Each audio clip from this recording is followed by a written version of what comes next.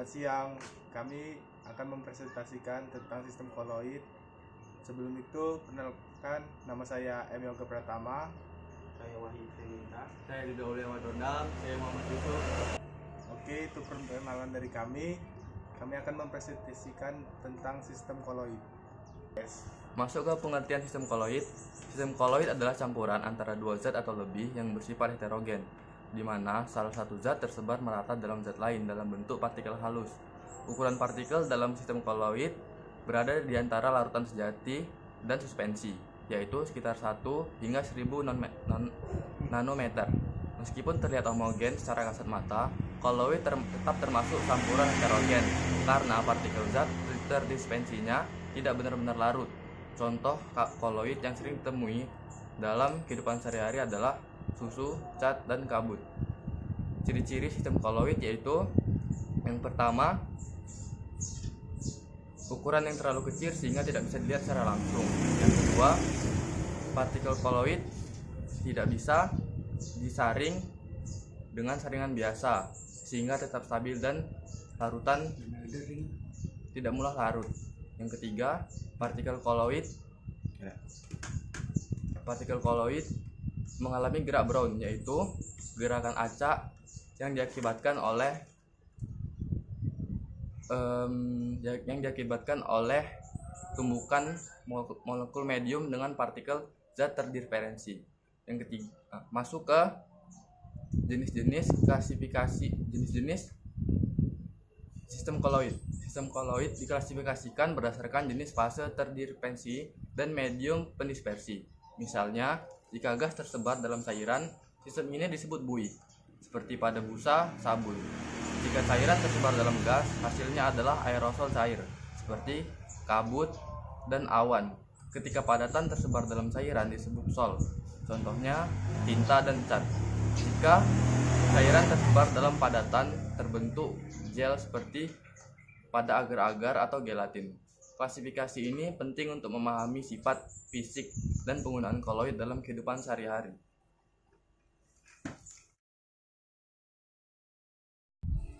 Nah, yang selanjutnya efek Tyndall dan gerak Brown. Yang pertama, saya akan menjelaskan efek Tyndall. Efek Tyndall merupakan gejala optik yang terjadi ketika cahaya melewati sistem koloid dan tersebar oleh partikel-partikel kecil di dalamnya. Akibatnya, jalur cahaya menjadi tampak seperti sorotan lampu kendaraan saat melewati kabut. Efek ini tidak terjadi pada larutan sejati karena partikel larutan terlalu kecil untuk menyebarkan cahaya. Oleh karena itu, efek Tyndall menjadi salah satu cara untuk mengidentifikasi apakah suatu campuran merupakan koloid atau bukan.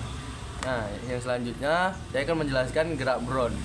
Gerak Brown adalah gerakan acak dan terus-menerus dari partikel-partikel koloid dalam medium pendispersinya.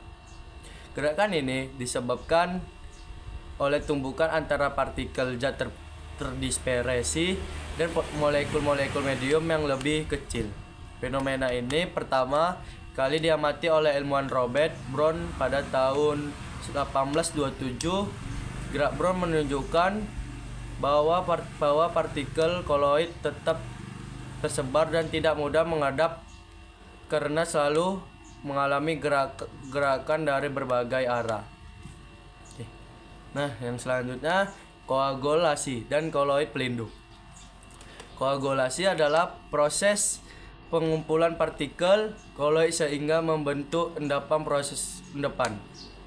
Proses ini bisa terjadi secara alami atau melalui penambahan zat tertentu seperti elektrolit yang menyebabkan hilangnya muatan partikel koloid dan memicu pengumpulan.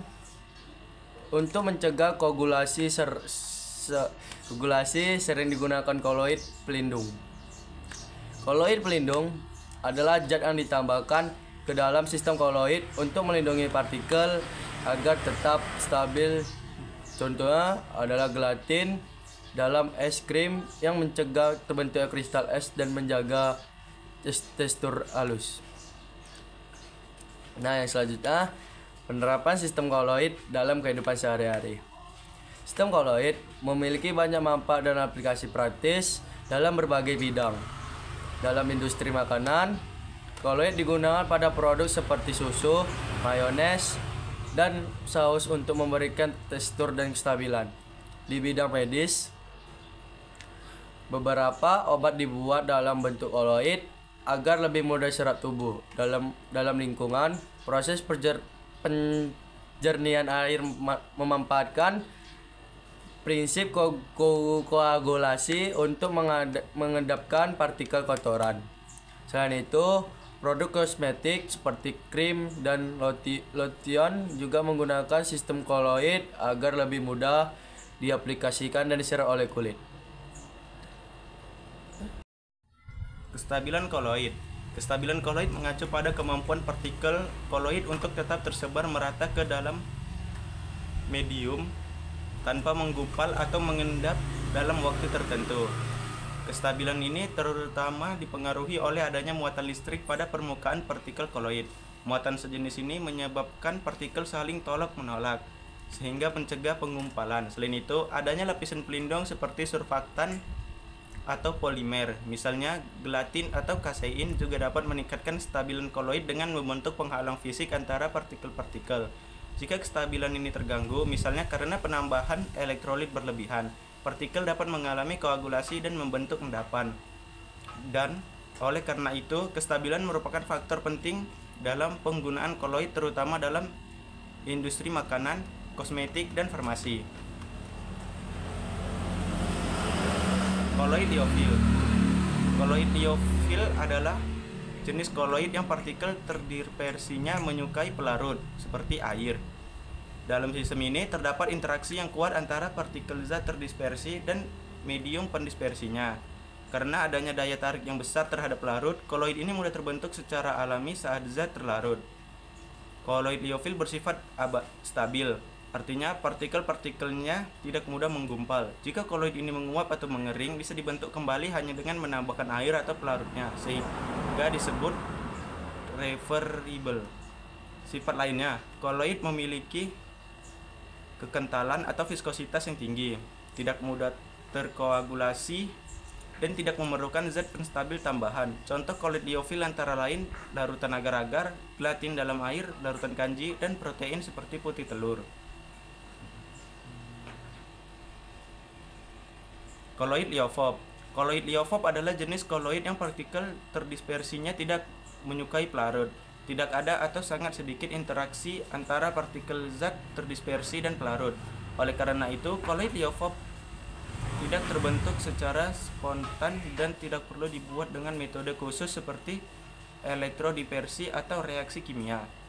Metode khusus seperti elektrodispersi atau reaksi kimia, koloid ini tidak stabil, mudah menggumpal, dan tidak bisa dikembalikan ke bentuk semula jika sudah mengalami koagulasi atau reversible. Untuk menjaga agar tetap stabil, biasanya ditambahkan zat penstabil seperti gelatin atau bahan pelapis lain.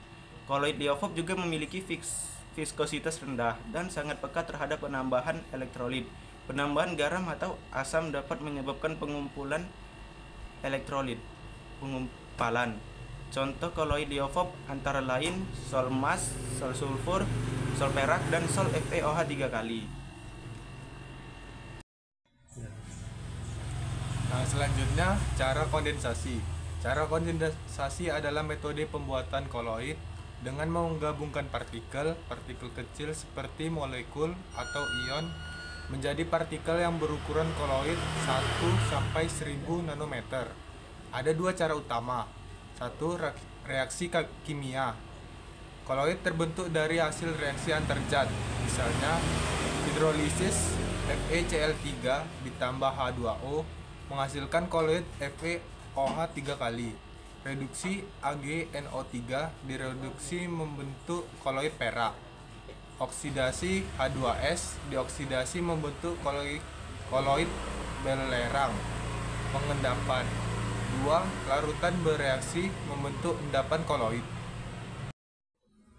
Yang kedua, pertukaran pelarut. Suatu larutan dicampur dengan pelarut lain yang tidak melarutkan zat tersebut sehingga terbentuk partikel koloid. Misalnya belerang dilarutkan dalam alkohol lalu ditambahkan air. Nah, yang terakhir, kesimpulan dari sistem koloid. Sistem koloid merupakan campuran yang unik karena memiliki sifat antara larutan dan suspensi. Ciri khasnya seperti efek pindal, growth, dan kestabilan partikel membuatnya sangat bermanfaat dalam kehidupan sehari-hari. Dengan memahami sifat dan jenis koloid, kita dapat mengenali banyak produk di sekitar kita yang merupakan hasil penerapan teknologi koloid. Sekian presentasi dari kelompok kami. Selamat siang. Siang.